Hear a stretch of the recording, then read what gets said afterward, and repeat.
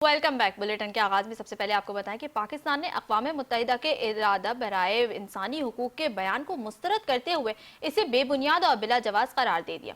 तर्जुमान दफ्तर खारजा के मुताबिक पाकिस्तानी पार्लियामेंट ने 2/3 अक्सरियत से 27वीं आईनी तरमीम मंजूर की, लेकिन आईनी तरमीम के हवाले से जारी करदा बयान में पाकिस्तान के नुक्ता नज़र और ज़मीनी हक़ाइक़ की अक्कासी नहीं की गई। तर्जुमान ने वाज़ेह किया कि तमाम जमहूरी मुल्कों की तरह आइन में तरमीम समेत कानून साजी पाकिस्तान के मुंतखब नुमाइंदों का इख्तियार है। जमहूरियत और जमहूरी तरीकाकार शहरियों सियासी हुकूक की बुनियाद हैं और उनका एहतराम जरूरी है। दफ्तर खारजा के तर्जुमान के मुताबिक पाकिस्तान अपने आइन में दर्ज इंसानी हुकूक और बुनियादी आज़ादियों के तहफ़्फ़ुज़ के लिए पुरअज़्म है। हाई कमिश्नर पाकिस्तानी पार्लियामेंट के खुद मुख्ताराना फैसलों का एहतराम करे। तर्जुमान दफ्तर खारजा के मुताबिक UN हाई कमिश्नर ऐसे बयानात से गुरेज करे जो में सियासी तासुब और गलत मालूमात पाई जाती हैं।